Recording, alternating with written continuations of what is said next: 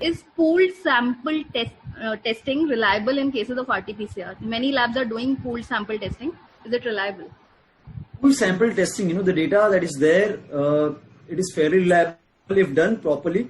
There has been a study, where the pooling of maximum 5 samples may be permitted, but not more than 5 samples at a time.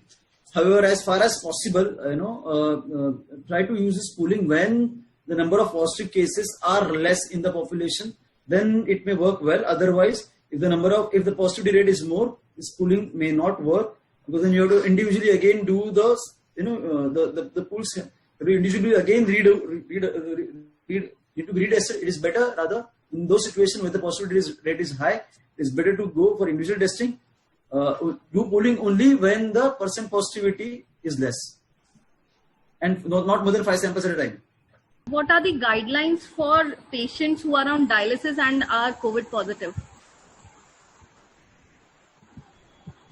Patients, they need to be dialyzed in isolation. We have a specific, an annex in the COVID ward where the patients who come for outpatient dialysis, stable patients, can be dialyzed separately. But it's more for infection control, to prevent the infection from spreading to other patients or other, people in the dialysis unit, because in a lot of dialysis units there is a very close spacing of the dialysis machines and the beds. So we should do it in a separate area. Okay. There's one more question about anticoagulant use in plasma therapy. So how much anticoagulant should be added, and what are the side effects, if any, in the plasma therapy? As far as donations are concerned, usually it is a part of the system that when we return the plasma, when we return the remaining part after separating the plasma, a standard proportion of saline citrate is added. Sometimes in a donor, we get sometimes, because of that, maybe some vague twitching or sometimes related to little drop in calcium. So we do give some calcium chewing tablets over the period of donation and all. In the recipient, there is no question of low calcium, because plasma is separated out and it doesn't have really any calcium depleting agents. So I don't think that is a problem in recipients. Okay. And are there any prophylactic use of HCQs for professionals? Dangerous question. It is protective for sure. I think it's protective for sure. May not be curative, but definitely protective.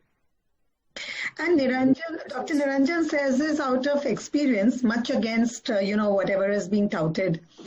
We have seen that, all our people insisted on being on HCQ, and as a matter of a policy, we said, okay, if you want it, it should be provided. And we saw that most of them, either, even though they were positive, were not symptomatic, and even if symptomatic, they didn't really become very severely or moderately symptomatic. So I think it's more as a matter of, what we have seen, though, as again, we cannot really, tell everybody to do that. Yeah. Okay, so next question is there any best drug for contact prophylaxis?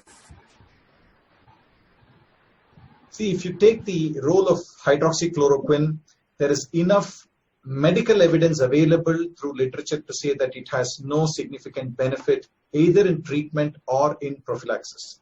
But having said that, the ICMR, based on a study, has recommended prophylaxis. So in India, prophylaxis can be offered.